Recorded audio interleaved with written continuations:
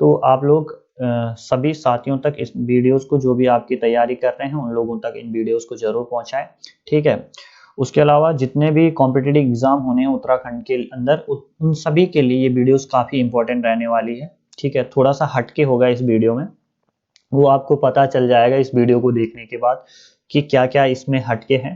सबसे पहले बात है दोस्तों कि उत्तराखंड करंट अफेयर की आप लोग देखना, क्योंकि भले बहुत कम रहेगा, 2 से 3 नंबर ही उत्तराखंड करंट अफेयर के रहेंगे, ठीक है, आपके एग्जाम के अंदर। लेकिन ये 2 से 3 नंबर से आप कितने नंबर और इकट्ठे कर लोगे, वो आप इस वीडियो में आपको देखने को मिलेगा, ठीक है। क्योंकि उत्तराखंड आपके एग्जाम में टोटल कितने नंबर का रहने वाला है, 40 नंबर का रहने वाला है, क्लियर है। उसके अलावा अगर हम बात करें लास्ट 10 ईयर्स, यानी कि जितने भी 10 सालों के अंदर एग्जाम करवाए हैं यूके ट्रिपल एस ने, उन सब एग्जाम के जो भी महत्वपूर्ण क्वेश्चन है वो मैं आप लोगों के बीच लाऊंगा और उनको हम यहाँ पर करेंगे, ठीक है। और ज़्यादा नहीं, मेरी कोशिश रहेगी हर सैटरडे को मैं आप लोगों के बीच 40 ऐसे प्रश्न शेयर करूंगा, ठीक है, क्लियर है। उसके अलावा मैं स्टैटिक जीके, ठीक है, क्योंकि स्टैटिक जीके में आपको बहुत ही शानदार क्वेश्चन मिलने वाले हैं, ठीक है। स्टैटिक जीके का जो हमारा उस एग्जाम में जो आपका वीडियो का एग्जाम रहना है, उसका वेटेज कम से कम 30% रहने वाला है, ठीक है। तो कितना हुआ, 40 प्लस 30 कितना हुआ, 70 नंबर का आपका यहीं से हो गया, ठीक है। उसके अलावा मैं बात करूं जो पांच प्रश्न तक रहने वाले हैं वो आपके रीजनिंग के रहेंगे, और वहीं 4 से 5 प्रश्न आपको आपके एग्जाम में कंप्यूटर को भी निश्चित तौर पर देखने को मिलेंगे, ठीक है। तो ये तो हुई इन एग्जाम के जो भी बात हुई कि कहाँ से कितना वेटेज रहने वाला है। उसके अलावा आपको पता है कि हिंदी का जो वेटेज है वो 20 नंबर का रहने वाला है, ठीक है। तो सबसे ज़्यादा अगर हम बात करें, ठीक है, मैं अगर एक स्ट्रेटजी की बात करूं आपसे, ठीक है, तो उत्तराखंड का सबसे ज़्यादा वेटेज है, और बहुत सारे लोग इसकी तैयारी बहुत पहले से भी कर रहे होंगे, लेकिन जो इम्पोर्टेंट रोल अदा करेगा वो करेगा स्टैटिक जीके, ठीक है। तो इसको पे भी आप लोगों ने सभी ने ध्यान देना है। उसके अलावा बात करें हिंदी का तो 20 नंबर का है ही, ठीक है। उसके अलावा उत्तराखंड जीके के अंदर हम कैसे करेंगे, उत्तराखंड करंट अफेयर से ही उत्तराखंड जीके को रिलेटेड करके हर हर एक दिन हर संडे को एक के दो टॉपिक हम क्या करते रहेंगे, फिनिश करते रहेंगे, ठीक है। और मैं आप लोगों को यही नहीं बोलूंगा कि आप इसी वीडियो के भरोसे बैठे, ये सिर्फ आप लोगों के लिए एक डोज है, ठीक है, डोज का काम करेगा, ठीक है। जो छात्र छात्राएं तैयारी कर रहे हैं उनके लिए एक अच्छा बेनिफिशियल होगा, लेकिन मैं ये नहीं कहूँगा कि आप लोग बिल्कुल इसी वीडियो के भरोसे बैठ जाएं और बाकी कुछ ना करें, ठीक है। और परंतु इसी मैं अगर बात करूं तो ये क्लास कम से कम 2 या 3 घंटे की होगी, और इस क्लास के अंदर आपको बहुत कुछ देखने को मिलेगा, ठीक है। और एक बार आप जरूर इसको पूरा देखना और अपने दोस्तों तक शेयर करना, ठीक है। ये अब देखिए दोस्तों, सबसे पहले हम शुरू करने वाले हैं उत्तराखंड करंट अफेयर्स को। किसकी बात करेंगे, करंट अफेयर। ज्यादा प्रश्न नहीं होंगे इसमें, 5 होंगे, लेकिन 5 से हम क्या क्या करेंगे आगे वो आप लोगों को यहाँ पे पता चल जाएगा, ठीक है। सबसे पहले बात कर रहे हैं हम, ठीक है, भारत का पहला हिम तेंदुआ संरक्षण केंद्र, ठीक है, किसकी बात कर रहे हैं, भारत का पहला है, ठीक है। तो यानी कि इंपॉर्टेंट तो हो गई भाई, ठीक है। स्नो लेपर्ड कंजर्वेशन सेंटर कहाँ है, ठीक है। तो आप लोग सोचिए इसका आंसर क्या होगा, ठीक है। तो अगर नहीं पता है कोई बात नहीं, पता है तो आप कमेंट बॉक्स में जरूर लिखना, ठीक है। भले वीडियो रिकॉर्डेड होगी लेकिन आप लिख लेना। तो इसका आंसर क्या होगा, इसका आंसर होगा उत्तरकाशी, ठीक है। जो भारत का पहला हिम संरक्षण केंद्र है वो कहाँ खोला जा रहा है, वो खोला जा रहा है उत्तरकाशी में, ठीक है। उत्तरकाशी में भैरव घाटी है, और भैरव घाटी में एक स्थान है लंका नामक, ठीक है। और लंका नामक स्थान पर क्या किया जा रहा है, ये हिम तेंदुआ संरक्षण केंद्र खोला जा रहा है, ठीक है। अब देखिए दोस्तों, ठीक है, अब देखो हम यहाँ से एक टॉपिक पकड़ लेते हैं उत्तरकाशी, ठीक है। क्यों ना हम लगे हाथ पूरे उत्तरकाशी की शेयर कर देते हैं। तो आइए दोस्तों मेरे साथ उत्तरकाशी, ठीक है। उत्तरकाशी की अगर हम बात करें तो उत्तरकाशी का जो गठन है दोस्तों वो 24 फरवरी 1960 को होता है, ठीक है। और आपको मालूम होगा चाहे नहीं होगा, इसी दिन 24 फरवरी 1960 को यहाँ के उत्तरकाशी का एक ब्लॉक है डुंडा, वहां पर क्या किया जाता है, विकास मेले का आयोजन किया जाता है, ठीक है। और ये विगत 5-6 सालों से हो रहा है, और इस विकास मेले में बहुत सारे सांस्कृतिक कार्यक्रम, सामाजिक कार्यक्रम और सभी आम जनमानस को लाभान्वित करने के लिए विभिन्न उद्योगों का यहाँ पर क्या करवाया जाता है, स्टॉल लगवाए जाते हैं। क्लियर है? ठीक है। दूसरी बात देखिए दोस्तों, दूसरी बात आपने ध्यान रखनी है क्षेत्रफल की। ठीक है, क्षेत्रफल कितना है उत्तरकाशी का? तो 8016 वर्ग किलोमीटर है। कितना है? 8016 वर्ग किलोमीटर है। ठीक है। अगर हम बात करें यहाँ पर एक चीज हम ध्यान रखेंगे। ठीक है, तो राज्य का सबसे बड़ा दूसरा जिला है। ठीक है, राज्य का कितने नंबर का जिला है? दूसरे नंबर का जिला है। ठीक है, कौन? उत्तरकाशी। अगर बात करेंगे, पूछेंगे आपसे कि पहले नंबर कौन, सबसे ज्यादा क्षेत्रफल किसका है, तो पहले नंबर पे है चमोली। कौन सा है? चमोली है दोस्तों। ठीक है, कौन सा है? चमोली। ठीक है। उसके अलावा बात करें हम यहाँ की जनसंख्या की, तो जनसंख्या यहाँ की है 3,10,000। कितनी है? 3,10,000 यहाँ की क्या? 3,30,000, माफ कीजिएगा, 3,30,000 यहाँ पर क्या है? जनसंख्या है। ठीक है। सबसे कम जनसंख्या घनत्व वाला जिला है। ठीक है। दूसरी बात क्या है? सबसे कम जनसंख्या वाला घनत्व वाला सबसे कम जनसंख्या घनत्व वाला जिला है। ठीक है, और यहाँ का घनत्व कितना है? 41। ठीक है, कितना है? 41 है। ठीक है। अगर हम बात करें, अगर हम राज्य की, अगर हमसे पूछा जाए कि वह कौन सा राज्य है जिसका सबसे कम जन घनत्व है, तो वो कौन सा है? अरुणाचल। कौन सा है? अरुणाचल प्रदेश है, जिसका कितना है? कितना है? 17 है। ठीक है, 17 है या 14 है। ठीक है, मुझे एग्जैक्ट ध्यान नहीं है। ठीक है, इतना वहां का क्या है?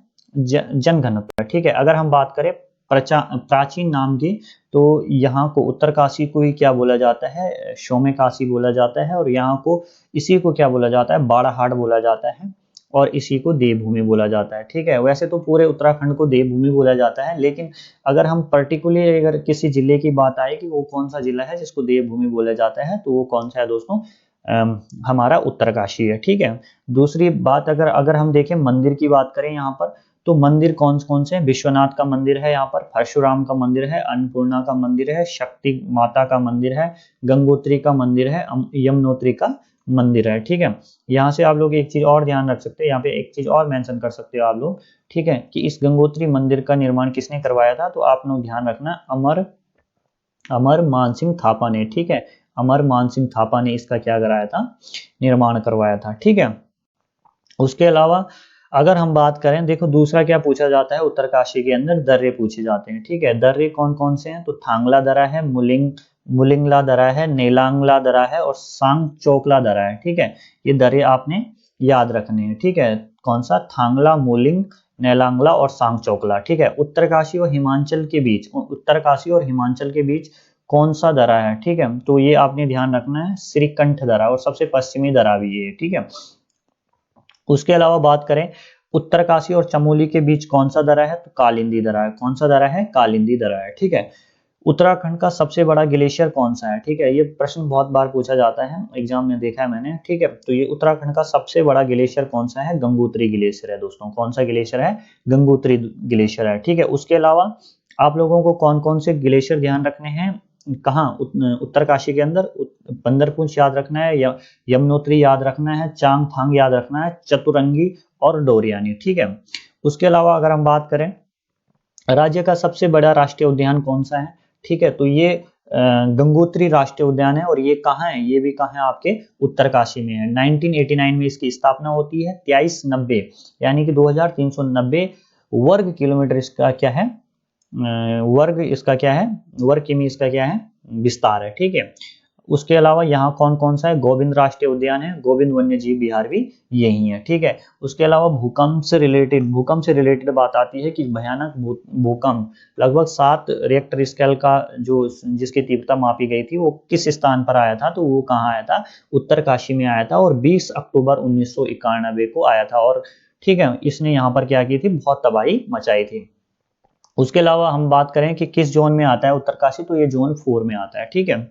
उसके अलावा यहाँ पर बात करें, निम्न है यहाँ पर नेहरू पर्वतारोहण संस्थान है। ठीक है, उत्तरकाशी में। और इसकी जो स्थापना होती है दोस्तों, ये कब होती है? 14 नवंबर 1965 को होती है। ठीक है। उसके अलावा है बचेंद्री पाल, ठीक है, बचेंद्री पाल यहाँ की महान महिला हुई है, महान व्यक्तित्व है, बल्कि यहाँ की नहीं देश की, ठीक है, बचेंद्री पाल, ठीक है। इन्होंने क्या किया, एवरेस्ट फतह किया था, कब किया था, 24 मई 1984 को किया था, ठीक है। कब किया था, 24 मई 1984 को इन्होंने एवरेस्ट फतह किया था, ठीक है। और ये देश की पहली महिला है जिन्होंने क्या किया था, एवरेस्ट फतह किया था। उसके अलावा और दुनिया की अगर बात करें तो दुनिया की ये कितने नंबर की महिला थी, 5वें नंबर की महिला थी, ठीक है। झील की बात करें तो नचकेता ताल है यहाँ पर, ठीक है। नचकेता ताल और नौकिस्यू ताल में आप कंफ्यूज मत होना, नौकिस्यू ताल जब भी आए तो उसका सही आंसर होगा नैनीताल, और जब भी नचकेता ताल की बात की जाए तो वो कहाँ पर है, तो वो उत्तरकाशी में है, डोडी ताल है, काणा ताल है, काचकंडी ताल है, केदार ताल, ठीक है। देखो कंफ्यूज करने के लिए आपको केदारनाथ भी ऑप्शन में दे सकता है, लेकिन आपको केदार ताल जब भी आए आपको ध्यान रखना है कि केदार ताल का है, उत्तरकाशी में है। लामा ताल, भ्राणसर ताल, रोहिशाड़ा ताल, देवशाड़ी ताल, ठीक है। उसके अलावा यहाँ पर बुग्याल भी है, मानेक है, हर की दून है, ठीक है।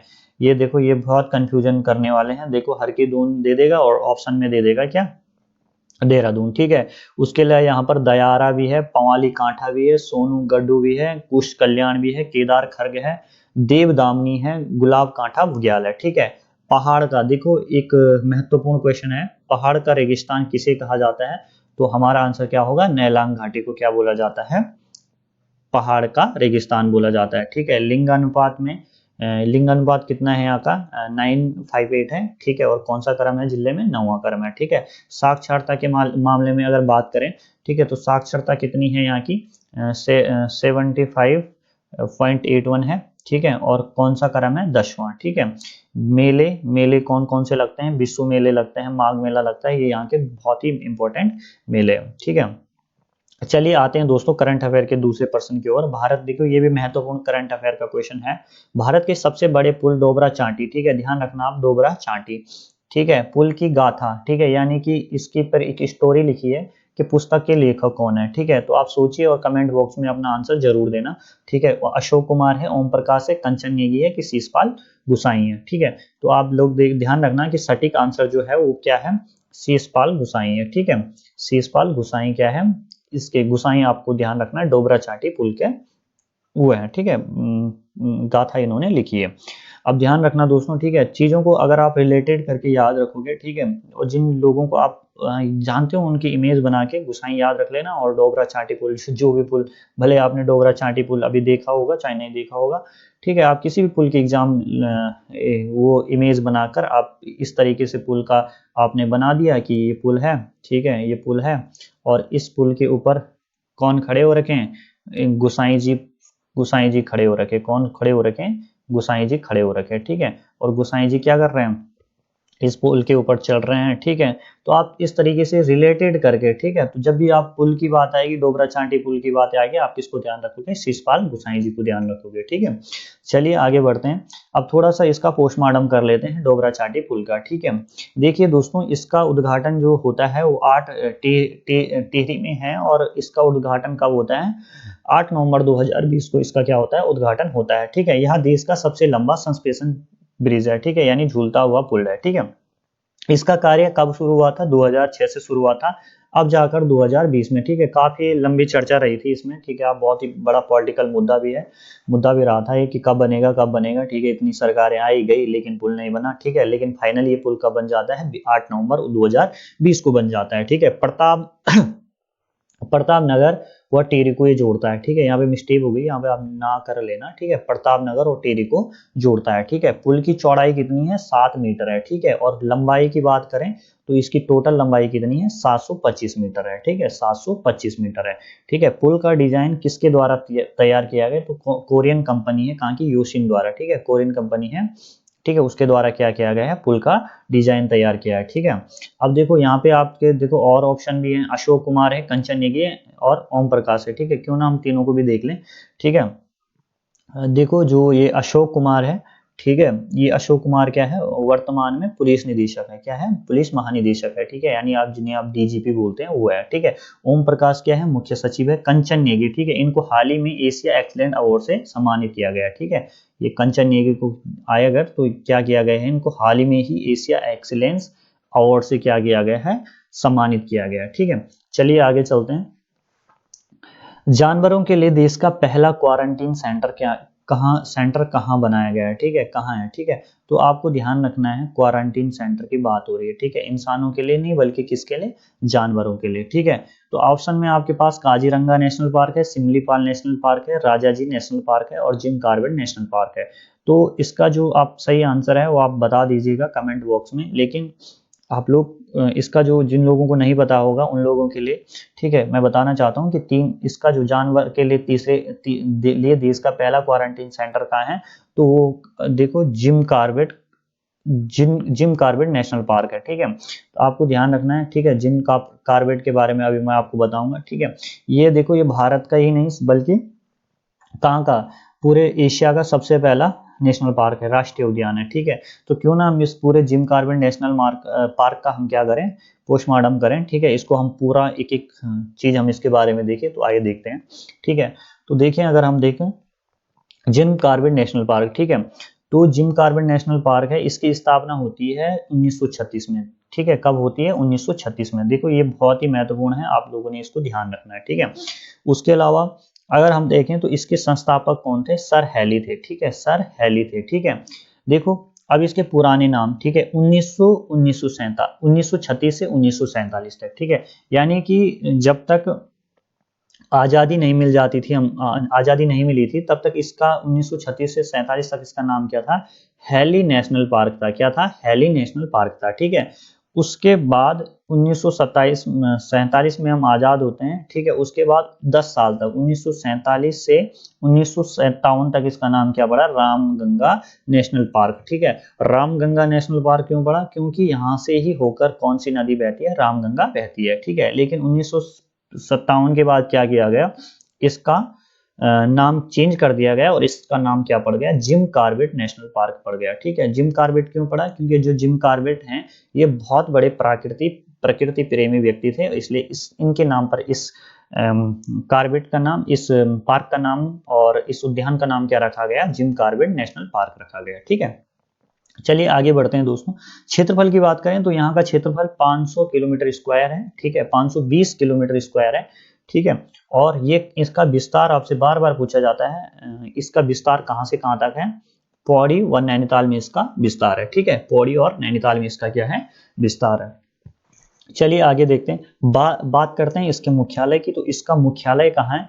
तो इसका मुख्यालय जो है दोस्तों वो है रामनगर में। ठीक है, रामनगर नैनीताल। रामनगर कहाँ पड़ता है? नैनीताल में। ठीक है, ऑप्शन में रामनगर आए तो ठीक है रामनगर कर लेना, अगर नैनीताल आता है तो नैनीताल कर लेना। ठीक है, इसके बारे में और मुख्य बात ये क्या है? ये एशिया का पहला नेशनल पार्क है। ठीक है, ये एशिया का क्या है? पहला नेशनल पार्क है। ठीक है, एशिया का ये क्या है? पहला नेशनल पार्क है। तो ठीक है, ऑब्वियसली बात है यार कि भारत का भी क्या होगा?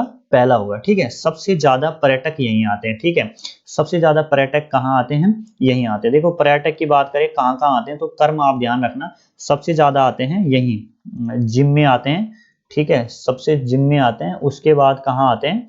उसके बाद राजा में आते हैं, राजा जी में आते हैं। उसके बाद कहाँ आते हैं? नंदा देवी में आते हैं। ठीक है, तो इस तरीके से आप इसका क्रम भी ध्यान रख सकते हैं। ठीक है, पहले लोग कहाँ जाते हैं? जिम करने जाते हैं, फिर राजा के पास जाते हैं और फिर नंदा को मिलने जाते हैं। ठीक है, तो इस तरीके से आप लोग इसको ध्यान रख सकते हैं। ठीक है, रामगंगा इसी पार्क से होकर बहती है। ठीक है, रामगंगा क्या होती है? इसी पार्क से होकर बहती है, ये आपने ध्यान रखना है। ठीक है, उसके अलावा देखो अब यहाँ तो ये तो उत्तराखंड जीके का हो गया। ठीक है, अब देखो यहाँ पर भी आप लोगों का जीएस का काम आने वाला है। ठीक है, और क्या पूछा गया था?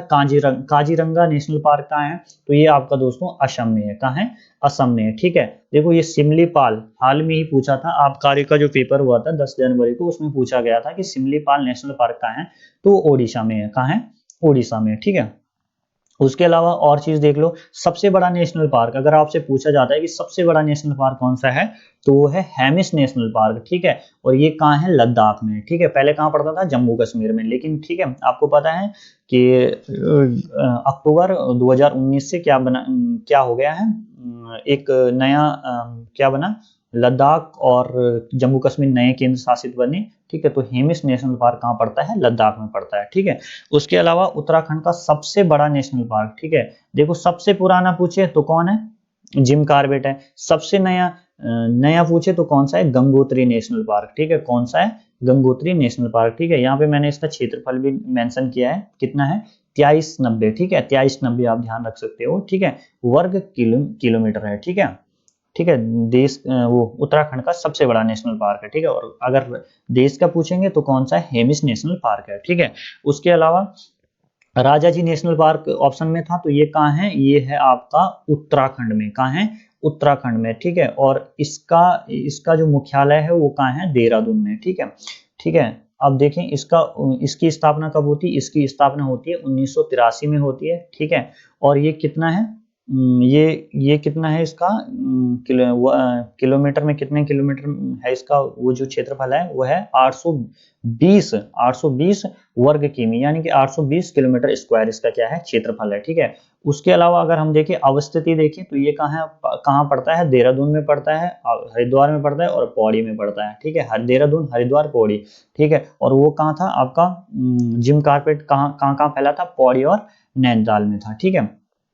दूसरी बात देखें तो अगर हम देखें हाथियों के लिए क्या है, फेमस है, ठीक है, हाथियों के लिए क्या है, फेमस है, ठीक है। और दूसरी बात, गंगा नदी क्या होती है, यहीं से होकर बहती है, गंगा नदी क्या होती है, यहीं से होकर बहती है, ठीक है। तो इतना आप लोगों ने याद रख लेना, ठीक है। यहाँ से आपके पक्का देखो जरूर यहाँ से प्रश्न बनेगा, ठीक है। देखो भले यहाँ पे अभी करंट अफेयर के 5 क्वेश्चन होंगे, लेकिन आपको कम से कम 2 या 3% ऐसे मिलेंगे जो डेफिनेटली आपको कहीं ना कहीं देखने को मिलेंगे, ठीक है। उसके बाद बात करते हैं चौथे प्रश्न की, ठीक है। उत्तराखंड के पहले महिला विश्वविद्यालय की स्थापना किस विश्वविद्यालय के कैंपस में की जाएगी, ठीक है। गढ़वाल विश्वविद्यालय में की जाएगी, कि कुमाऊं विश्वविद्यालय में की जाएगी, कि संस्कृत में किया जाएगी, पतंजलि योगपीठ विश्वविद्यालय में की। तो इसका जो सही आंसर होगा दोस्तों वो कितना होगा, वो होगा पहला, ठीक है। कहाँ की जाएगी, गढ़वाल विश्वविद्यालय में की जाएगी, ठीक है। तो देख लेते हैं इसका भी हम पूरा का पूरा चीज देख लेते हैं। गढ़वाल विश्वविद्यालय की कहाँ होती है, गढ़वाल विश्वविद्यालय में होती है, ठीक है। आपने यहाँ पे ध्यान रखना है, यहाँ पे गढ़वाल विश्वविद्यालय की जो स्थापना होती है 1973 में होती है, ठीक है। और जो कुमाऊं विश्वविद्यालय है इसकी भी स्थापना कब होती है, 1973 में होती है, 1973 में होती है, ठीक है, ठीक है। बाद में देखो जो 1989 में ही इसी का क्या नाम कर दिया गया, हेमंत नंदन बहुगुणा विश्वविद्यालय कर दिया गया, ठीक है। देखो जिसे आज हम एचएनबी के नाम से जानते हैं ना, यही है, ठीक है। गढ़वाल विश्वविद्यालय क्या है, एचएनबी है, ठीक है। उसके अलावा 15 जून 2009 को इसको क्या दिया जाता है, केंद्रीय विश्वविद्यालय का दर्जा दिया जाता है, ठीक है। उसके अलावा पतंजलि योगपीठ, ठीक है, पतंजली योगपीठ कहाँ है दोस्तों, तो ये हरिद्वार में है, कहाँ है, हरिद्वार में पतंजलि योगपीठ, ठीक है। ये कहाँ है, हरिद्वार में। कौन है इसके संस्थापक, जो भी किनको बनाया गया है, आजीवन कुलपति बनाया गया है रामदेव बाबा को, किसको, रामदेव बाबा को, ठीक है। उसके अलावा हम देखें तो 25 मार्च 2006 को डीम्ड विश्वविद्यालय का किसको इनको दर्जा मिलता है, ठीक है, इस विद्यालय को दर्जा मिलता है स्वामी रामदेव, देखिए आ गए ना, स्वामी रामदेव को इसका आजीवन कुलाधिपति नामित किया गया है, ठीक है, ठीक है। संस्कृत महाविद्यालय, ठीक है, संस्कृत महाविद्यालय, ठीक है। अगर हम देखें संस्कृत विश्वविद्यालय देखें तो इसका ये कहाँ है, हरिद्वार में है, ठीक है, हरिद्वार ध्यान रखना है, संस्कृत विश्वविद्यालय कहाँ है, हरिद्वार में, ठीक है। उसके अलावा भारतीय प्रौद्योगिकी संस्थान रुड़की, ठीक है, आईआईटी जिसे बोलते हैं, ठीक है, ये कहाँ है, 1 जनवरी 2000 को इसको क्या मिला, आईआईटी का दर्जा मिला, ठीक है। और देश का कौन सा है, 7वें नंबर का है, ठीक है। गोविंद बल्लभ पंत कृषि प्रौद्योगिकी विश्वविद्यालय कहाँ है, पंतनगर में, कहाँ है, पंतनगर में। इसकी स्थापना कब हुई, 17 नवंबर 1960 को इसकी क्या होती है, स्थापना होती है, ठीक है। आई होप आप लोगों को इतना समझ में आ गया होगा। चलिए आगे बढ़ते हैं। किसे पर्यावरण संरक्षण हेतु ग्लोबल ग्रीन अवार्ड 2020 से सम्मानित किया गया, ठीक है, ग्लोबल ग्रीन अवार्ड 2020, ठीक है। तो देखिए भाई ये हमारे उत्तरकाशी के हैं, ठीक है। देखना ऑप्शन में देख लेना, अनिल प्रकाश जोशी को दिया गया, कि रमेश पोखरियाल को दिया गया, कि हेमंत पांडे को दिया गया, कि प्रताप पोखरियाल को दिया गया, ठीक है। तो आपका जो सही आंसर होगा वो कौन सा है, प्रताप पोखरियाल को दिया गया, ठीक है। ये किसके द्वारा दिया है, ट्री बैंक है जयपुर का, ठीक है, उनके द्वारा दिया गया है इनको, ठीक है, ट्री बैंक, ठीक है, ध्यान रखना ट्री बैंक। ज्यादा ही बन गया, ठीक है। आप ध्यान रखना, ट्री बैंक के द्वारा, जयपुर के द्वारा इनको दिया गया है, प्रताप पोखरियाल जी को, ठीक है। चलिए आगे देखते हैं, ठीक है। भारतीय भूगोल कहाँ गया है इसके बारे में। चलिए अब मैं आप लोगों के बीच 5 क्वेश्चन हो गए करंट अफेयर के, और उत्तराखंड का भी हमने उसमें बहुत सारा मैटर देख लिया, ठीक है। अब हम बात करते हैं, देखो आपके सिलेबस में एक टॉपिक है जनसंख्या, ठीक है। भारतीय भूगोल में क्या है, जनसंख्या है, ठीक है। तो इसका भी हम देखेंगे, इसका पूरा हम एनालिसिस करेंगे। भारतीय भूगोल में अगर हम देखें, ठीक है, तो जनगणना की, देखो पहला क्वेश्चन क्या है, जनगणना की जन्मभूमि, ठीक है। जनगणना की जन्मभूमि तो किसे कहा जाता है, स्वीडन को। तो यहाँ पहली बार जनगणना हुई थी, इसीलिए इसको क्या बोला जाता है, जनगणना की जन्मभूमि बोला जाता है। कब हुई थी, 1749 में हुई थी, 1749 में हुई थी, ठीक है। उसके बाद भारत में पहली बार जनगणना कब हुई थी, ठीक है, तो आपने ध्यान रखना 1872 में हुई थी, ठीक है। लॉर्ड मेयो के काल में हुई थी। कब हुई थी, लॉर्ड मेयो के काल में हुई थी। उसके अलावा भारत में व्यवस्थित रूप से जनगणना, ठीक है। अब देखो जो भाई, जो पहली बार जनगणना हुई थी ना, वो मतलब ऐसी हुई थी, व्यवस्थित रूप से नहीं हुई थी, ठीक है। लेकिन भारत में व्यवस्थित रूप से जनगणना कब हुई, लॉर्ड रिपन के कार्यकाल में हुई, 1881 में, ठीक है, 1881 में, ठीक है। उसके बाद भारत के पहले जनगणना आयुक्त कौन थे, तो पलावेन थे, डब्ल्यू पलावेन, ठीक है। यहाँ पे ध्यान रख लेना, डब्ल्यू पलावेन, ठीक है। नहीं भी रखोगे चलोगे, प्लावेन भी रखोगे, याद हो जाएगा, ठीक है। 10 के जनगणना की शुरुआत, देखो 10 साल के बाद हर बार जनगणना होगी। इसकी शुरुआत कहाँ से हुई थी, अमेरिका से, ठीक है। और अमेरिका से इसकी शुरुआत हुई, ठीक है, ठीक है। जनगणना संघ सूची का विषय, ठीक है। देखो यह ध्यान रखने वाली बात है, जनगणना और जनसंख्या में आपको कंफ्यूज कर, जनसंख्या तो समवर्ती सूची का विषय है, लेकिन जो जनगणना है वो संघ सूची का विषय है, ठीक है। राष्ट्रीय जनसंख्या आयोग की स्थापना कब हुई, ठीक है, इसकी स्थापना होती है 1993 में, ठीक है। अब ध्यान देना, अब हम किसके बारे में पढ़ रहे हैं, 2011 की जनगणना, ठीक है। यह भारत की 15वीं जनगणना थी। कौन से क्रम की थी, 15वीं। स्वतंत्र भारत की ये 7वीं थी भाई, ठीक है। कौन सी थी, 7वीं थी, ठीक है। इस जनगणना का शुभंकरण कौन था, एक परगणक शिक्षिका थी, एक टीचर थी, एक शिक्षिका थी, वो थी, ठीक है। स्लोगन क्या था, यानी कि नारा क्या था, हमारी जनगणना हमारा भविष्य। क्या था, हमारी जनगणना हमारा भविष्य। जो जनगणना आयुक्त थे कब, उसमें इसमें 2011 में थे, वो थे सी चंद्रमौली। कौन थे, सी चंद्रमौली, ठीक है। जनगणना के ब्रांड एम्बेसडर कौन थे, वही प्रियंका चोपड़ा, सचिन तेंदुलकर, ठीक है, ठीक है। ध्यान रखना, प्रियंका चोपड़ा और सचिन तेंदुलकर, ठीक है। उसके अलावा कुल जनसंख्या कितनी थी, लगभग 121 करोड़। सर्वाधिक जनसंख्या वाले राज्य यूपी है, बिहार है, महाराष्ट्र है और पश्चिम बंगाल है, ठीक है। तो इसको आप इस तरीके से ध्यान रख सकते हैं, ठीक है। क्या है, उमा बिहारी के पागल में, उमा बिहारी के प्यार में पागल हो गए, ठीक है। इस तरीके से आपको ध्यान रख सकते हो, ठीक है। उसके अलावा अब देखते हैं भारतीय राजनीति और सामाजिक धार्मिक आंदोलन को, ठीक है। तो ये भी काफी इंपॉर्टेंट टॉपिक है और आप लोगों के सिलेबस में है, पॉलिटी का ये टॉपिक है, ठीक है।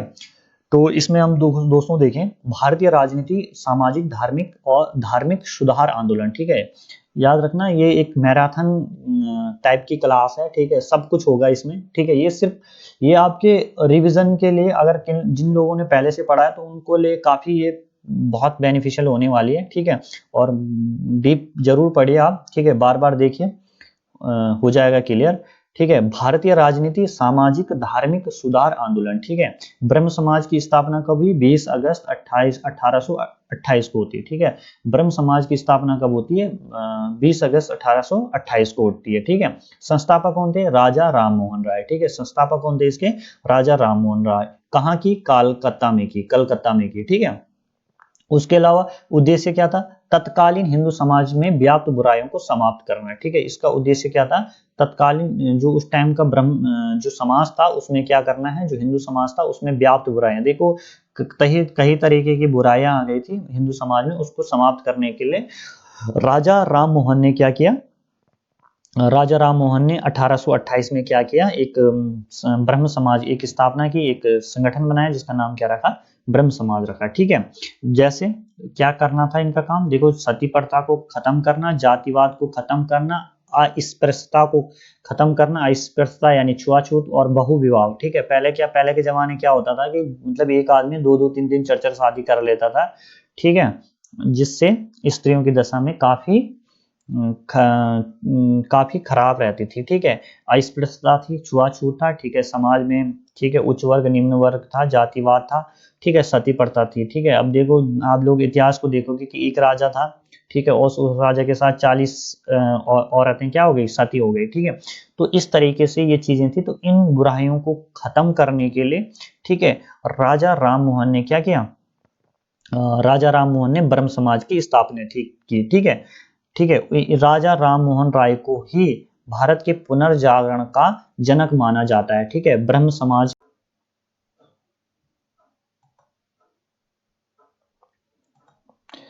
आइए दोस्तों बात करते हैं इतिहास का। इतिहास में हमने जो टॉपिक लिया है, मेरे द्वारा मैंने लिया है गुलाम वंश को, ठीक है। और गुलाम वंश में हम बात कहाँ से स्टार्ट करेंगे, दिल्ली सल्तनत से, ठीक है, दिल्ली सल्तनत से हम बात करेंगे, ठीक है। तो इसके लिए मैंने एक ट्रिक बनाई है, आप देख लेना। गुटका खातूशाला, ठीक है, गुटका, ठीक है, गुटका हो गया आपका गुलाम वंश, ठीक है, खा हो गया खिलजी वंश, ठीक है, तुगलक वंश, तू से हो गया तुगलक वंश, सा से हो गया सैयद वंश, और ला से हो गया लोधी वंश, ठीक है। अब ध्यान देना आप लोग यहाँ पर, ठीक है। इसका जो गुलाम वंश है, जो इसका शासन काल कब तक इन्होंने शासन किया, 1206 से लेकर 1290 में, ठीक है।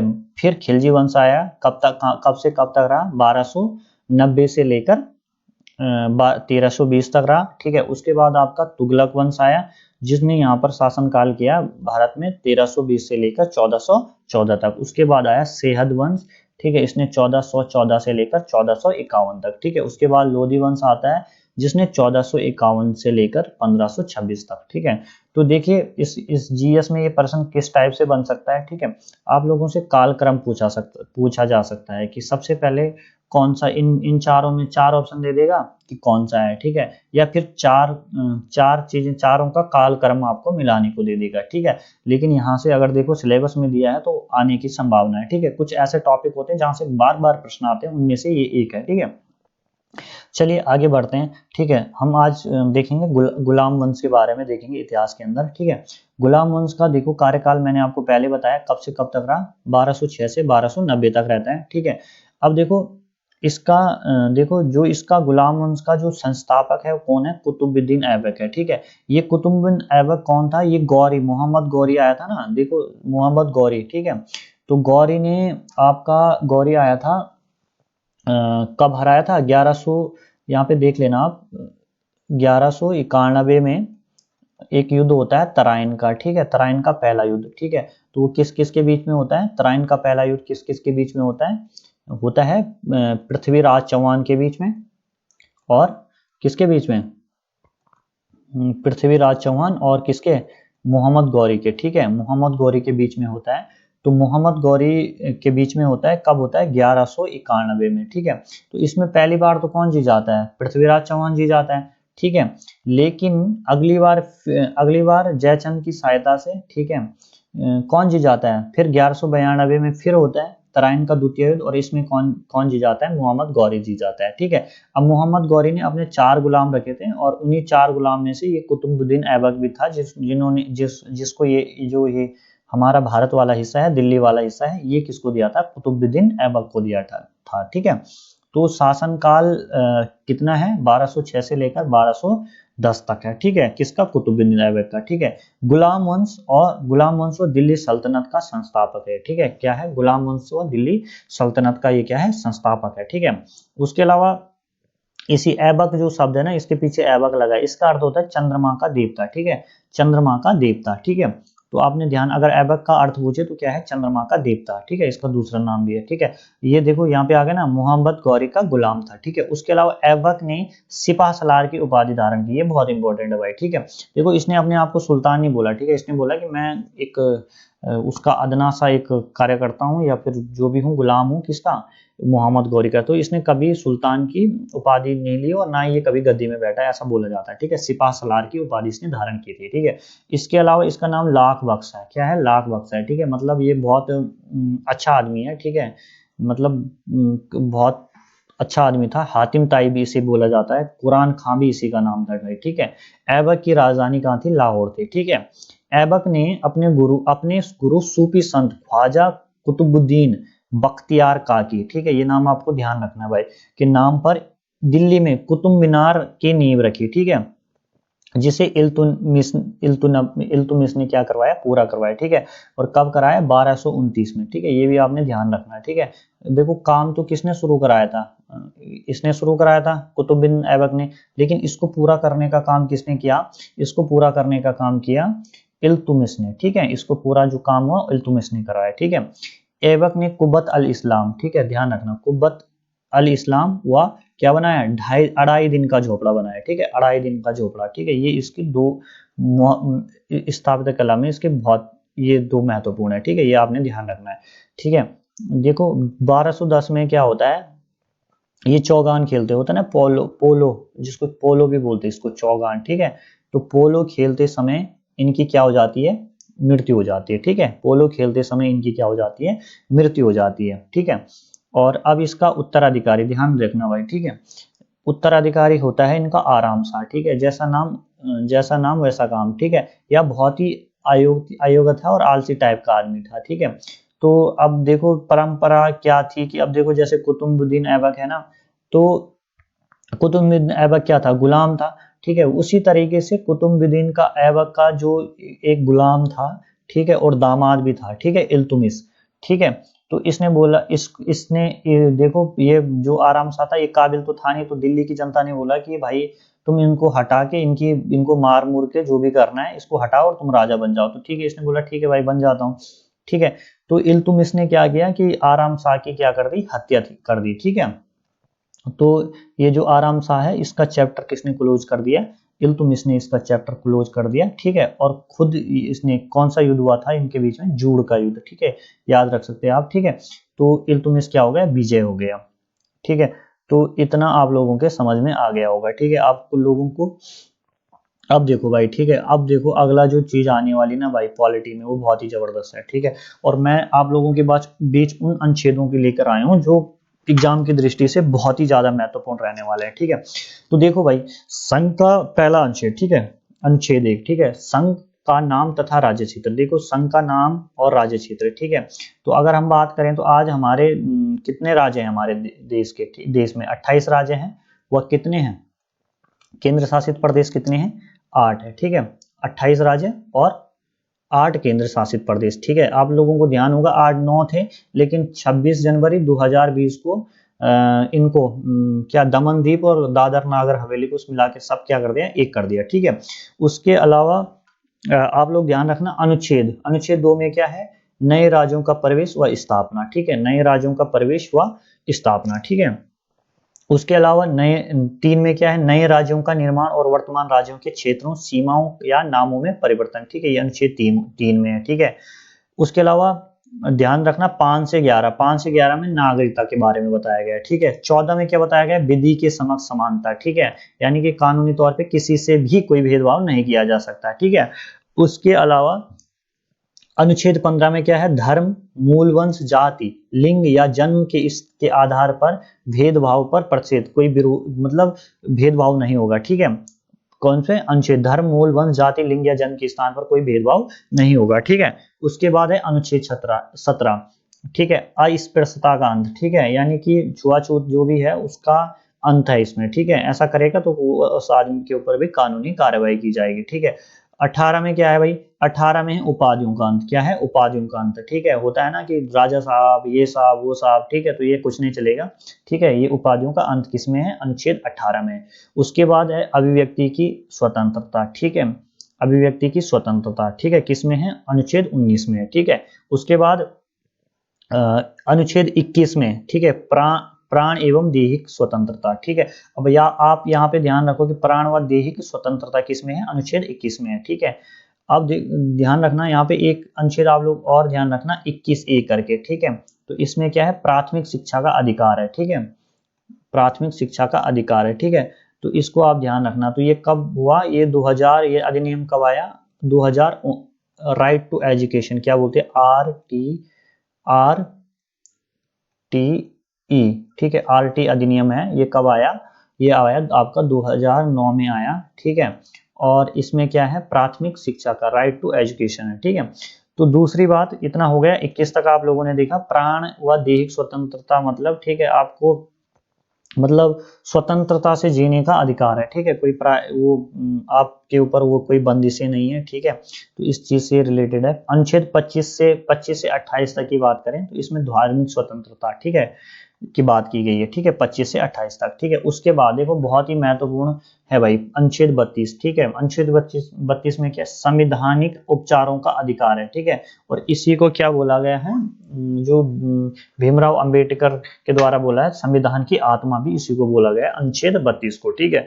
उसके अलावा अगर हम देखें तो अनुच्छेद 40, ये भी बहुत महत्वपूर्ण है, ठीक है। सारे महत्वपूर्ण आर्टिकल लाए हैं मैंने आपके लिए, ठीक है। ग्राम पंचायत का गठन, ठीक है, 40 में क्या है, ग्राम पंचायत का गठन है। 51 में, ठीक है, 51 में और 51 का में आप एक ए या का में आप कंफ्यूज मत होना, ठीक है। 51 में क्या है, अंतर्राष्ट्रीय शांति है, ठीक है, ठीक है, कि सब लोग सारे देश क्या रहेंगे, भाईचारे से रहेंगे, ठीक है, लड़ाई झगड़ा नहीं करेंगे, किसमें, 51 में है। लेकिन 51 का में क्या है, मूल कर्तव्य है, का है, क्या है, मूल कर्तव्य है, ठीक है। तो मूल कर्तव्य कहाँ से लिए गए हैं, ठीक है, ये ध्यान रखना, ये लिए गए हैं सोवियत संघ रूस से, ठीक है, रूस से लिए गए, कहाँ से लिए गए, सोवियत संघ रूस से लिए गए, ठीक है। और किसकी सिफारिश पर, सरदार स्वर्ण सिंह समिति की, ठीक है, सरदार स्वर्ण सिंह समिति की सिफारिश पर लिए गए थे भाई, ठीक है। तो ये आपने ध्यान रखना है, सरदार जी ध्यान रखोगे तो रह जाएगा, ठीक है। उसके बाद 52 में क्या है, भारत का राष्ट्रपति होगा, ठीक है। 54 में क्या है, राष्ट्रपति का निर्वाचन है, ठीक है। 61 इसको ध्यान रखना, राष्ट्रपति पर महाभियोग चलाने की प्रक्रिया, ठीक है। 72 में क्या है, क्षमादान है, ठीक है। राष्ट्रपति क्या कर सकता है कि किसी की क्षमा, वो जो भी सजा है उसको माफ कर सकता है, ठीक है, कम कर सकता है, ठीक है। तो इस तरीके से 72 में है, ठीक है। उसके बाद 74 में राष्ट्रपति को सहायता और सलाह देने के लिए मंत्रिपरिषद है, ठीक है। भारत का महान्यायवादी 76 में है, ठीक है। संसद का गठन, ठीक है, 79, 80, 81, ठीक है। इसको आप ध्यान रखते हैं, सरला, सरला के इससे भी बात ध्यान रख सकते हैं आप इसको, ठीक है, सरला, ठीक है। कौन सा, 79, 80, 81, ठीक है। सा से हो गया संसद का गठन, रा से हो गया राज्यसभा का गठन, राज्यसभा की संरचना, और इससे ला से हो गया लोकसभा की संरचना, ठीक है। 79, 80, 81, ठीक है। उसके बाद बात की गई है दोनों सदनों की संयुक्त बैठक, ठीक है, दोनों सदनों की संयुक्त बैठक, ठीक है, किसमें, 108, ठीक है, ये ध्यान रखना भाई, 108, ठीक है। उसके बाद धन विधेयक की परिभाषा किसमें है, 110 में, ठीक है। अब देखो जब आप बजट बजट बोलते हैं ना, तो संविधान में अगर आपसे पूछा जाए कि बजट का उल्लेख संविधान के किस अनुच्छेद में, तो बजट का उल्लेख कहीं नहीं है, ठीक है, संविधान में कहीं नहीं है बजट का उल्लेख। अब होने वाला ना, फरवरी के बाद बजट आएगा, ठीक है, तो इसका उल्लेख कहीं नहीं। ये यहाँ पर 112 में क्या है कि वार्षिक वित्तीय विवरण, ठीक है, वित्तीय विवरण का जिक्र है, ठीक है। उसके अलावा हम देखें राष्ट्रपति के पास अध्यादेश की शक्ति, ठीक है। राष्ट्रपति के 123 में क्या, देखो यहाँ पर आपने ध्यान रखना, 123 और 90, ठीक है, 90 इसके साथ आपने क्या ध्यान रखना, 123 आपने ध्यान रखना, राष्ट्रपति के पास क्या है, अध्यादेश की शक्ति। और अगर आप इसके पास साथ 90 और जोड़ दोगे ना 100, तो ये हो जाएगा आपका 213। और 213 में क्या है, 213 में राज्यपाल के पास अध्यादेश की शक्ति है, ठीक है। तो इस टाइप से आप ध्यान रखना, ठीक है। अनुच्छेद 124 में क्या है, उच्चतम न्यायालय की स्थापना और गठन है, ठीक है। उसके बाद भारत का नियंत्रक, 148 में क्या है, भारत का नियंत्रक महालेखा परीक्षक, ठीक है। 280 में वित्त आयोग, ठीक है, ये बहुत इंपॉर्टेंट है भाई। 280 में क्या है, वित्त आयोग, ठीक है। 315 में क्या है, संघ तथा राज्यों के लिए लोक सेवा आयोग, ठीक है। संघ तथा राज्यों के लिए क्या होगा, लोक सेवा आयोग, यानी यूपीएससी, ठीक है, यूपीएससी और जितने भी स्टेट पीएससी के जितने भी वो है आयोग, उसकी बात कर रहा है, ठीक है। 324 में क्या है, चुनाव आयोग, ठीक है। 324 में क्या है, चुनाव आयोग। 352 में है राष्ट्रीय आपात, ठीक है। 356 में राष्ट्रपति शासन, ठीक है। और 360 में क्या है, वित्तीय आपात है, ठीक है। 368 में क्या है, संविधान संशोधन है, ठीक है। ये तो आपने ध्यान रखना ही है, ठीक है। तो इतना हो गया भाई, ठीक है। अनुच्छेद भी हमने क्या कर दिए, कवर कर दिए। चलिए आगे बढ़ते हैं, ठीक है। तो अब हम हिंदी का देखते हैं भाई, ठीक है। हिंदी का देखते हैं। और हिंदी क्या है, हिंदी में देखें अगर हम, ठीक है, हिंदी में मैं आपके लिए लेके आया हूँ हिंदी भाषा का विकास, ठीक है। देखो हिंदी हिंदी किस देखो भाषा परिवार के आधार पर जो है हिंदी भारूपीय परिवार की भाषा है। किस परिवार की भाषा है? भारूपीय परिवार की भाषा है। ठीक है, भाषा परिवार, ठीक है, भारत में बोलने वालों का प्रतिशत देखो 3 4 4 लेके भारूपीय कितने लोग परसेंट बोलते हैं? 73%। द्रविड़ कितने बोलते हैं? 25%। ठीक है, ऑस्ट्रिक कितने बोलते हैं? 1.3 और चीनी तिब्बती 0.7। ठीक है, ये इन सब के पीछे क्या लगा है? परसेंट लगा है। ठीक है, तो आपने सबसे ज्यादा क्या बोला जब किस भाषा का वेटेज है? 73% है भारूपीय। ठीक है, अब देखो भाई सबसे पहले हिंदी का विकास क्रम देखो। सबसे पहले आदि देखो, अगर आपसे पूछा जाता है कि हिंदी की आदि जननी कौन है, तो हिंदी की आदि जननी है भाई क्या?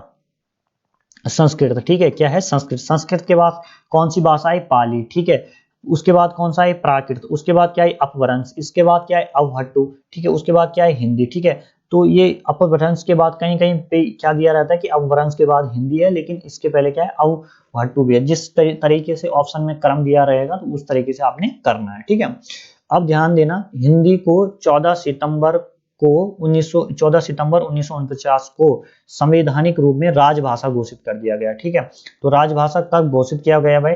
ठीक है, तो राजभाषा किया गया 24 सितंबर 1949 को। ठीक है, 24 सितंबर 1949 को। ठीक है, अब देखो संविधान के भाग में कि संविधान में स्थान। ठीक है, संविधान में स्थान की बात करें तो भाग 17 में। ठीक है, राजभाषा किसमें है? 17 में। ठीक है, भाग 17 राजभाषा। ठीक है, महत्वपूर्ण अनुच्छेद क्या है? एक तो 343 है। ठीक है, ध्यान रखना, संघ की क्या होगी? एक संघ की राजभाषा क्या होगी? हिंदी है। ठीक है, हिंदी है। ठीक है, तो 343 में। ठीक है, उसके बाद एक अनुच्छेद दूसरा है अनुच्छेद 351। ठीक है, हिंदी के विकास के लिए निर्देश दिए गए इसमें। ठीक है, तो अब देखना भाई, ये प्रश्न बार बार पूछा जाता है। ठीक है, कि ये देखना आप, ठीक है, कि कितनी कितनी अनुसूची 8 में संविधान द्वारा मान्यता प्राप्त भाषाएं कितनी है? तो 22 है। कितनी है? 22 है। ठीक है, अगर बात करें मूल संविधान में तो 14 थी, लेकिन उसके बाद 8 और ऐड कर दी तो इनकी संख्या कितनी हो गई? बाद में 8 और जोड़ी गई, इनकी संख्या हो गई टोटल 22। ठीक है, यहाँ पे आप देख लेना 22 कर लेना। ठीक है, टोटल कितनी है?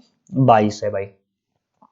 ठीक है, अब देखो मूल संविधान में कौन सी थी? असमिया थी, बांग्ला थी, गुजराती थी, हिंदी थी, उड़िया थी, कन्नड़ थी, कश्मीरी थी, मलयालम थी, मराठी थी, पंजाबी थी, संस्कृत, तमिल, तेलुगु, उर्दू। ठीक है, लेकिन बाद में देखो 21वें संविधान संशोधन 1967 से कौन सी जोड़ी गई? 67 में कौन सी जोड़ी गई?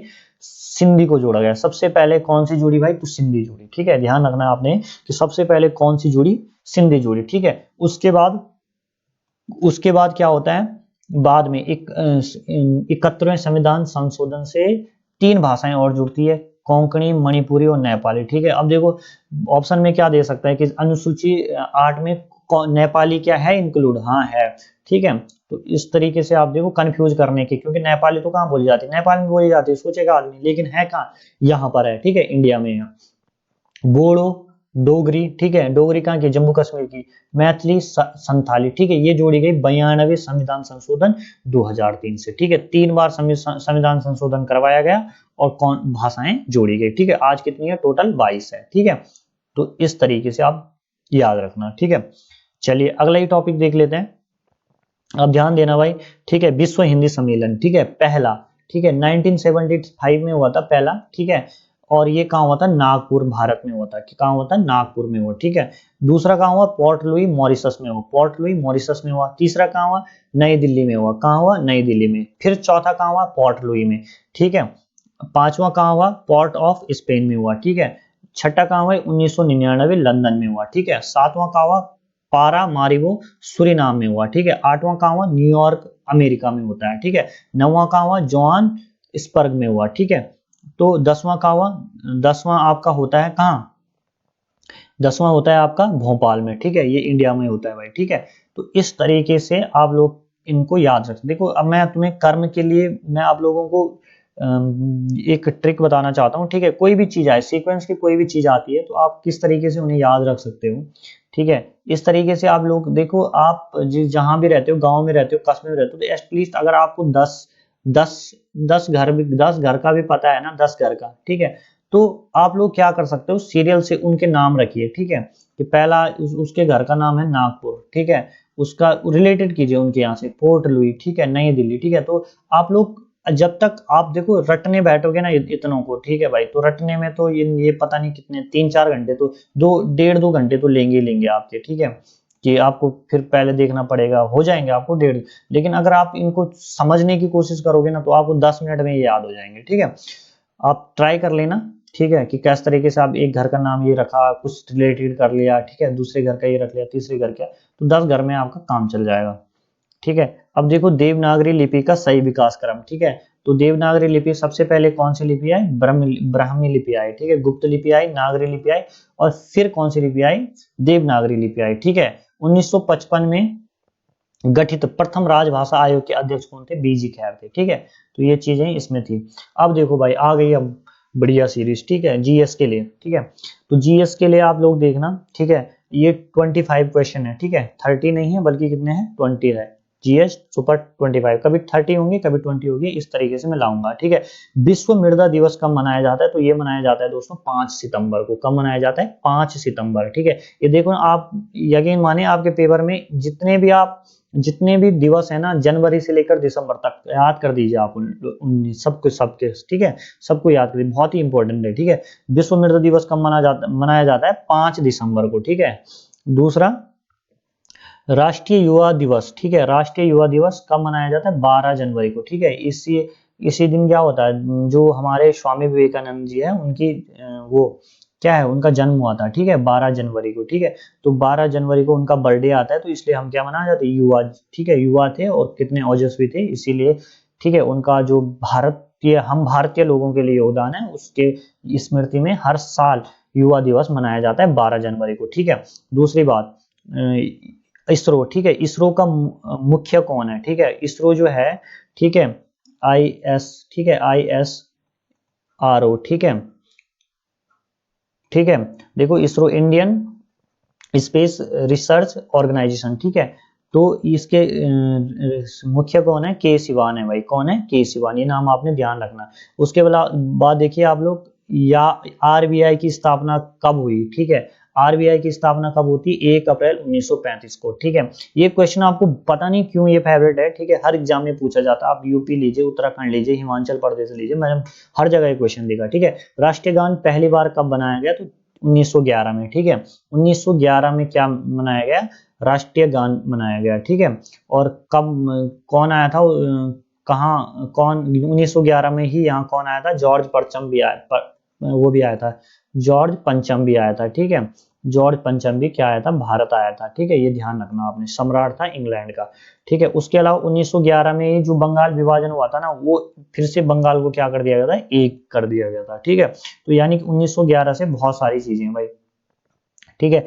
अब देखो आरबीआई की स्थापना कभी 1 अप्रैल 1935 को हुई थी, ठीक है। एक एक 1 जनवरी 1949 को ये क्या गया था, इस बैंक का राष्ट्रीयकरण हुआ था, ठीक है। तो इस तरीके से आप ध्यान रख सकते हैं, ठीक है। उसके अलावा भारत का सक्रिय ज्वालामुखी कौन सा है, बैरन है, बैरन, ठीक है। ये कहाँ पड़ता है आपका, अंडमान निकोबार में पड़ता है, ठीक है, कहाँ पड़ता है, अंडमान निकोबार में पड़ता है, ठीक है। उसके बाद 39 डिग्री उत्तरी अक्षांश रेखा अलग करती है, किस किस को करती है, तो अमेरिका, ठीक है, अमेरिका और कनाडा को, ठीक है, अमेरिका और कनाडा को क्या करती है, अलग अलग करती है, ठीक है। कौन, 49 डिग्री, ठीक है, 49 डिग्री जो उत्तरी अक्षांश रेखा है वो अलग करती है, ठीक है। राष्ट्रपति के पास क्षमादान की शक्ति का अधिकार किस अनुच्छेद में, ऊपर हमने अनुच्छेद पढ़े थे ना, तो किस में है, 72 में है, ठीक है, 72 में। संयुक्त राष्ट्र संघ की स्थापना, ठीक है, यूएनओ है ना जो, उसकी स्थापना कब होती थी, 24 अक्टूबर 1945। क्यों, क्योंकि जो देश हैं, जो विश्व है, उसके लोग क्या ना करें आपस में, उसके देश आपस में लड़ाई झगड़ा ना करें, अंतरराष्ट्रीय शांति बरकरार रहे, ठीक है, इसलिए इसकी क्या की जाती है, स्थापना की जाती है, ठीक है। तो ये कब हुई, न्यूयॉर्क में हुई, और कहाँ है इसका, न्यूयॉर्क कहाँ पड़ता है, अमेरिका में, ठीक है।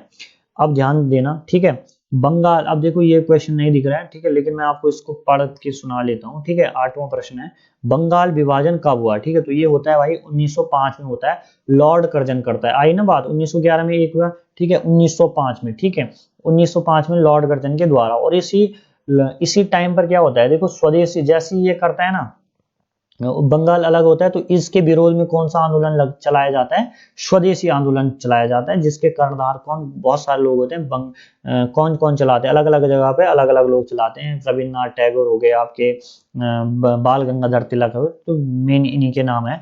ठीक है, उसके बाद आप आता है कंगोरी ये काकोरी कांड। ठीक है, काकोरी कांड कब हुआ था? तो ये हुआ था 9 अगस्त 1925 को। ठीक है, तो 9 अगस्त 1925 को हुआ था। ठीक है, ये डेट आपको ध्यान रखनी है। ठीक है, तो इसके आगे चलें। ठीक है, भारतीय राष्ट्रीय कांग्रेस की प्रथम महिला अध्यक्ष। ठीक है, भारतीय राष्ट्रीय कांग्रेस की प्रथम भारतीय। ठीक है, क्या पूछा है? प्रथम भारतीय। अगर पूछता प्रथम महिला अध्यक्ष तो कौन थी? एनी बेसेंट थी। लेकिन भारतीय पूछा है ना, तो भारतीय पूछा है तो सरोजनी नायडू है भाई। कौन है? सरोजनी नायडू है। ठीक है, उसके अलावा ओजोन गैस वायुमंडल में कहाँ मिलती है? तो ये मिलती भाई समताप मंडल में। ठीक है, समताप मंडल में। ठीक है, इसका फॉर्मूला भी लिख लेना आप। ठीक है, फॉर्मूला कैसे होता है? वो क्या होता है? O3। ठीक है, क्या होता है? O3 होता है। ठीक है, इसको ही हम नीली गैस भी बोलते हैं। क्या बोलते हैं? नीली गैस भी बोलते हैं। ठीक है, मॉन्ट्रियल प्रोटोकॉल कब और कहाँ हुआ था? ठीक है, तो भाई ये मॉन्ट्रियल प्रोटोकॉल आप ध्यान रखना।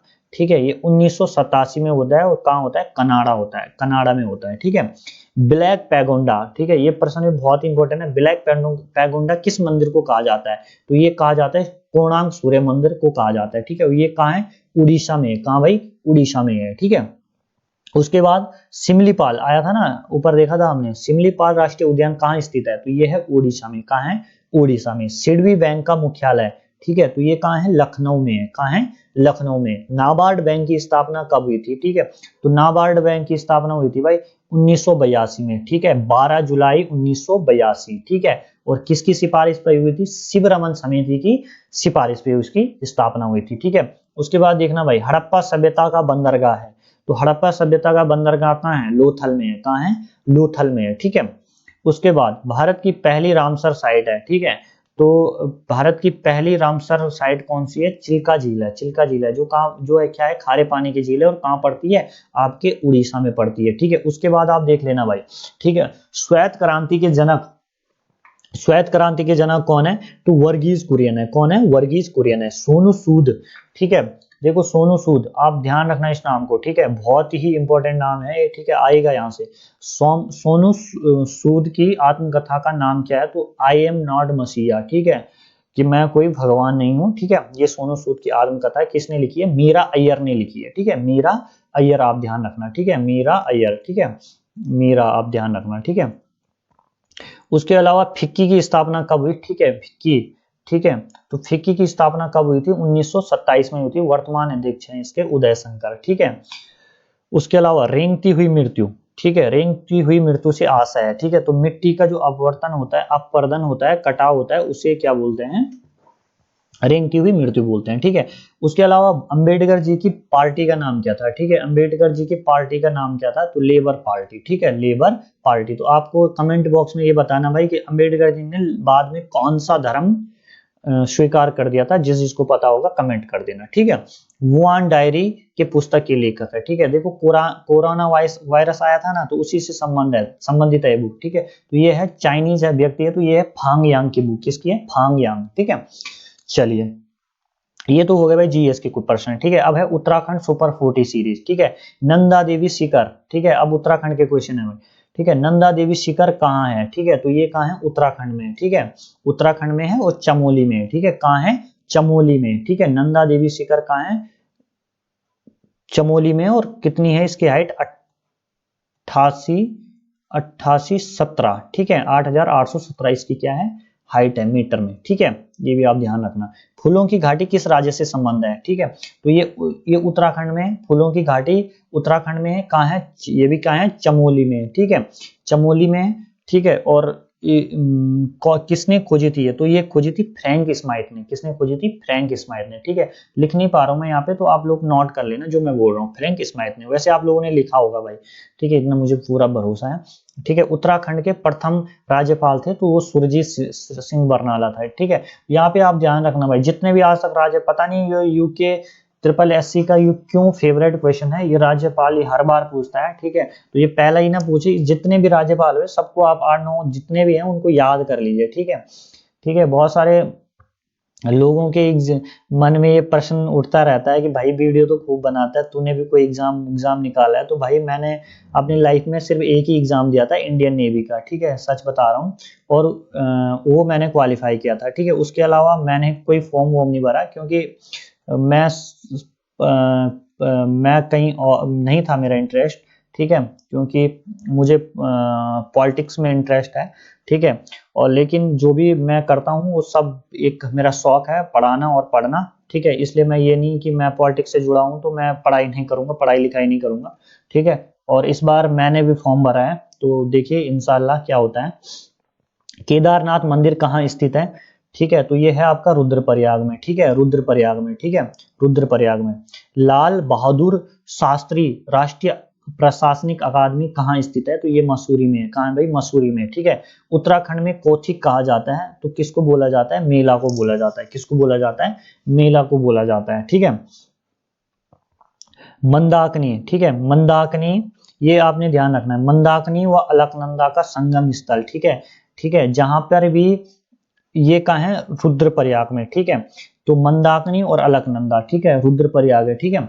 मालगुडी डेज किसने लिखी है? तो ये लिखी है आर के नारायण ने, ठीक है, आर के नारायण ने। 9%, 8% हो गए आपके, ठीक है। उसके बाद आप लोग देखना, बुग्याल किसे कहते हैं? ठीक है, बुग्याल, ठीक है, कि देखना, एक हमारे संदीप भाई हैं, वो भी यहाँ के हैं, कहाँ के हैं वो, ऊपर ऊपर के हैं, तो वो भी बहुत बुग्याल का बहुत प्रमोट करते हैं, दायरा बुग्याल को, ठीक है। तो बुग्याल क्या है? बुग्याल है बर्फ पिघलने के बाद पहाड़ी ढालों पर उगे घास के मैदान। देखो, जब जब किसी कोई स्थान है ना, ठीक है, तो वहां पर क्या है? ढलान वाला एरिया है, तो वहां पर बर्फ पड़ती है, और जब ये बर्फ पिघल पिघल जाती है तो वहां पर क्या है? हल्की हल्की घासें उगनी शुरू हो जाती है, तो उसको ही बोलते हैं बुग्याल, ठीक है। उत्तराखंड का राज्य पुष्प है ब्रह्म कमल, ठीक है। उत्तराखंड का राज्य पुष्प क्या है? ब्रह्म कमल है, ठीक है। और सोसरिया अववेल्टा, ठीक है, इसका वैज्ञानिक नाम है भाई, ठीक है, सोसरिया अववेल्टा। लिख नहीं पा रहा हूँ यार यहाँ पे ना, क्योंकि नहीं हो पा रहा है माउस से, ठीक है, तो आप सुन लेना और लिख लेना, ठीक है, सोसरिया अववेल्टा, ठीक है, बहुत काम आने वाली है आपके क्वेश्चन। उत्तराखंड राज्य लोक सेवा आयोग किस जनपद में? ठीक है, अब ध्यान रखना, उत्तराखंड राज्य लोक सेवा आयोग की बात हो रही है, ठीक है। तो इसमें देखो ऑप्शन में देहरादून जरूर देखा, तो वो बोलते हैं ना गढ़वाली में एक एक कहावत की, संविधानी देहरादून, तो संविधानी देहरादून नहीं, कुछ चीज हरिद्वार में भी आई और जगह भी है, ठीक है, तो हरिद्वार ध्यान रखना। उत्तराखंड में माननीय, ठीक है, उत्तराखंड में माननीय उच्च न्यायालय किस जनपद में है? ठीक है, ठीक है, तो उच्च न्यायालय कहाँ है? ठीक है, नैनीताल में, ठीक है, नैनीताल में भाई, ठीक है। और 2001 में इसकी क्या होती है? स्थापना होती है, ठीक है। पहाड़ों की रानी किस स्टेशन को कहते हैं? तो ये आपको पता है, मसूरी को कहते हैं। भीमपुल उत्तराखंड में किस धार्मिक स्थल के निकट है? तो बद्रीनाथ के, ठीक है। प्रसिद्ध मुस्लिम धार्मिक स्थल पिरान कलियर शरीफ किस जनपद में? तो ये आपका हरिद्वार में है, ठीक है। राजा जी नेशनल पार्क मैंने आपको बताया था, देहरादून में है, हरिद्वार है, और पौड़ी में इसका विस्तार है, ठीक है। देहरादून, हरिद्वार और पौड़ी, ठीक है। और जिम कार्बेट का कहाँ है? पौड़ी नैनीताल। जिम कार्बेट कहाँ है? पौड़ी नैनीताल, ठीक है। मनेरी भाली परियोजना किस नदी पर है? तो ये आपका भागीरथी पर है भाई, ठीक है। उत्तराखंड राज्य में कुल कृषि कितने प्रतिशत भूमि में सिंचाई की जाती है? 44.9, ठीक है। टिहरी राज्य का भारतीय संघ में विलयीकरण, तो भाई इसका किसके टाइम पे हुआ था? मानवेंद्र शाह के टाइम पे होता है, 1 अगस्त 1949 को, ठीक है। उत्तराखंड में अशोक का एक शिलालेख है, तो ये आपका कालसी देहरादून में है। बढ़िया क्वेश्चन है ये भी। बागेश्वर जिले में कौन सा गिलास है? पिंडारी व कपनी, ठीक है, ये ध्यान रखना, पिंडारी व कपनी, ठीक है। उत्तराखंड के किस जिले में नानक सागर स्थित है? तो उधम सिंह नगर में, ठीक है, उधम सिंह नगर में, ठीक है। रिंगाल क्या है? रिंगाल है बोने बांस की एक प्रजाति, ठीक है।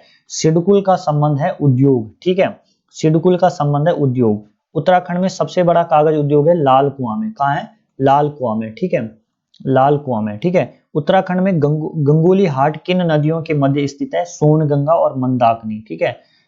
गंगोली हाट जो है वो किन नदियों के मध्य स्थित है? तो वो है सोनगंगा और मंदाकिनी, ठीक है। कोसानी में महात्मा गांधी किस साल रुके थे? ये बहुत इंपॉर्टेंट, ठीक है। दो क्या थे?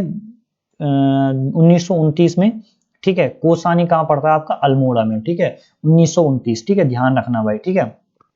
केदारनाथ मंदिर किस देवता के लिए प्रसिद्ध है? तो ये भगवान शिव के लिए प्रसिद्ध है भाई, ठीक है। उत्तराखंड की नौकरशाही व्यवस्था के पद सोपान के सर्वोच्च अधिकारी होते हैं, तो ये मुख्य सचिव होता है, सबसे ऊंचा अधिकारी, ठीक है।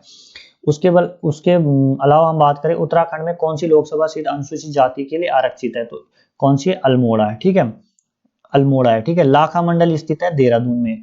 करजन ट्रेल को किस नाम से जाना जाता है? क्यारी पास, ठीक है, किस नाम से जाना जाता है? क्यारी पास, ठीक है। उसके नरेंद्र नेगी का संबंध है किससे? है संगीत से, ठीक है। तारा रावत एक है खिलाड़ी है, किसकी है? प्रसिद्ध खिलाड़ी है क्रिकेट की, ठीक है। उत्तराखंड की जनसंख्या 10 के वृद्धि अधिकतम रही किस काल में रही? वर्ष 1981-1991 में, ठीक है। उसके अलावा उत्तराखंड में कौन सा हाथ का आभूषण है? ठीक है, तो गुंठी है, ठीक है। एक आभूषण कौन सा है? गुंठी है, ठीक है। कत्यूरी राजवंश का अंतिम शासक कौन था? ब्रह्मदेव था, ठीक है, ये ब्रह्मदेव था भाई, ठीक है। ब्रह्म कमल प्राकृतिक रूप से पाया जाता है केदारनाथ वैली में। कहाँ पाया जाता है? केदारनाथ वैली में। उत्तराखंड की सबसे ऊंची चोटी कौन सी है? नंदा देवी, फिर से आप लोगों का, ठीक है। अब आया भाई उत्तराखंड के आभूषण, ठीक है, प्रमुख। अब देखो उत्तराखंड का भी कुछ क्वेश्चन है, कुछ चीजें हैं, वो मैं आप लोगों के बीच साझा कर रहा हूँ, ठीक है। तो उत्तराखंड के प्रमुख आभूषण, ठीक है, शीश फूल, बंदीमा, घटिका, मांग टीका, ठीक है, बंदी मांग टीका, तो ये माथे पर लगाया जाता है भाई, ठीक है। किसका प्रतीक होता है? सौभाग्य का प्रतीक होता है, ठीक है, सौभाग्य, ठीक है। भुजनी टुकियल कान में होता है, ठीक है। गोरख कान में होता है, पुरुष पहनते हैं, ठीक है। बुलाक होती है ना, बुलाक कहाँ पहनती? नाक में पहनती। कौन पहनती? विवाहित स्त्रियां पहनती, ठीक है। चंद्रहार गले में होता है भाई, ठीक है। सोना गुलबंद गले में, ठीक है, सोने चांदी के होते हैं, ठीक है। उसके बाद स्वर्ण सांगल ये कंधों पर पहनते हैं, लगाते हैं, महिलाएं भी लगाती है, पुरुष भी लगाते हैं, ठीक है। किसका होता है? चांदी का होता है। तकड़ी तकड़ी या तिकड़ी ये कमर में लगाते हैं भाई, ठीक है। पौंजी ये कलाई में लगाते हैं, ठीक है, काय का होता है? चांदी का होता है। पोंटा ये पैर में लगाते हैं भाई, ठीक है, काय का होता है? चांदी का होता है, ठीक है। झांवर पैर में लगाते हैं भाई, ठीक है, ये काय का होता है? चांदी का होता है, ठीक है। पाजेब या पैजबी ये काय होते हैं? पैर में लगाते हैं, काय का होता है, ठीक है। पाजेब पैर भी, ठीक है, ये भी चांदी का होता है। पैर की फाले या बिछुआ ये क्या होती है? चांदी की होती है। कौन लगाती है? महिलाएं लगाती है, ठीक है, सुहागिन जो महिलाएं होती है वो लगाती है, ठीक है। चलिए आगे देखते हैं, ठीक है। मुरकुली कान में, ठीक है। कुंडल कर्ण कर्ण फूल कान में, फुली नाक में, कुआं ऐसी फुली कौन लगाती है? कुंवारी लड़कियां लगाती है, ठीक है। तो यानी कुंवारी मतलब जिनकी शादी नहीं हुई रहती वो लड़कियां, ठीक है। तिलहरी गले में, ठीक है, सोना, ठीक है। हंसुला गले में, ये भी सोने का होता है। चरिये या चरियो गले में, ये भी सोने या चांदी का होता है, ठीक है। कमर जोड़ी ये कमर में लगाते हैं, चांदी का होता है। धगुला ये हाथ में होता है और सोना या चांदी का होता है। खोंकले बाजू में होते हैं, चांदी का होता है, ठीक है। गुंठी हाथ में लगाते हैं, सोने या चांदी का होता है। अमृति तार ये पैर में लगाते हैं और चांदी का होता है, ठीक है। इमरती ये पैर की है, चांदी की। कड़वा ये भी पैर का है, ठीक है। तो इसको आप बार बार देखोगे तो याद हो जाएगा, थोड़ा डिफिकल्ट नेम जरूर है लेकिन याद रहेंगे, ठीक है, जरूर रहेंगे, क्यों नहीं रहेंगे, ठीक है। अब भाई उत्तराखंड की चोटियों की बात करते हैं, ठीक है। उत्तराखंड की प्रमुख चोटियां, ठीक है। तो देखो भाई अब तो पेपर में हाइट भी पूछ रहा है, ठीक है। अब कहाँ तो पूछता ही था लेकिन अब हाइट भी पूछी जा रही है, तो इसलिए हाइट भी आप लोगों को याद रखनी पड़ेगी भाई, ठीक है। तो नंदा देवी देखें, नंदा देवी चमोली, ठीक है, चमोली, ठीक है। 7,817 कितनी है? 7,817, ठीक है, 7,817, ठीक है। इसकी हाइट कितनी है? ऊंचाई कितनी है? 7,817 है, ठीक है। एक जगह शायद मैंने बोला कुछ निकल गया होगा मिस्टेक से, तो उसे आप सही कर लेना, ठीक है। कितनी है यहाँ पर देख लेना आप, नंदा देवी 7,817, ठीक है। कामेट की कितनी है? कामेट कहाँ है? चमोली में, ठीक है। और इसकी कितनी है? 7,756 है, 7,756 है, ठीक है।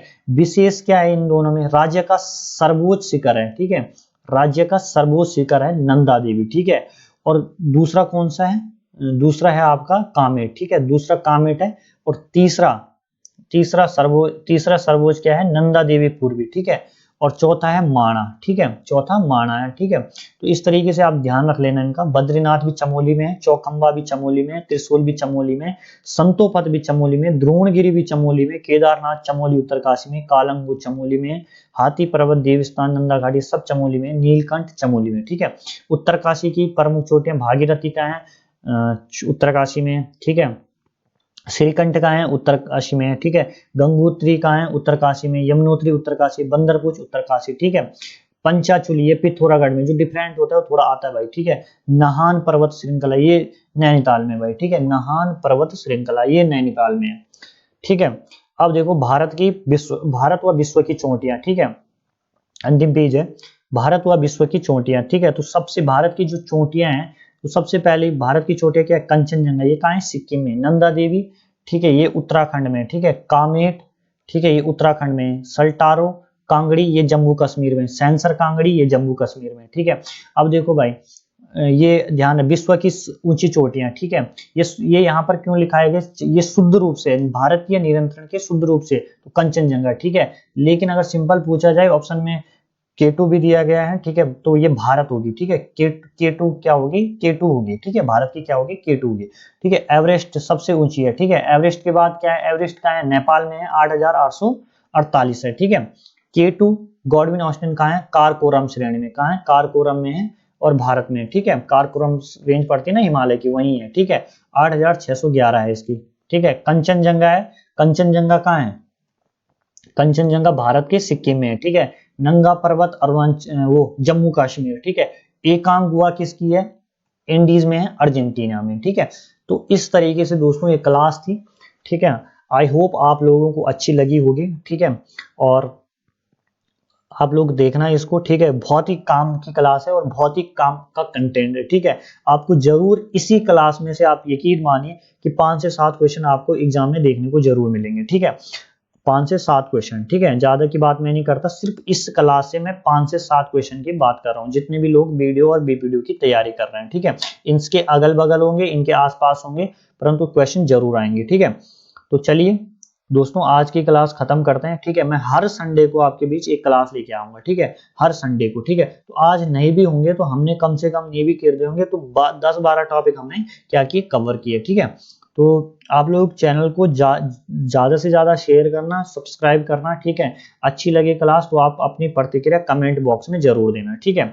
और बाकी की वीडियो हम बनाते रहेंगे, ठीक है। तब तक गुड बाय।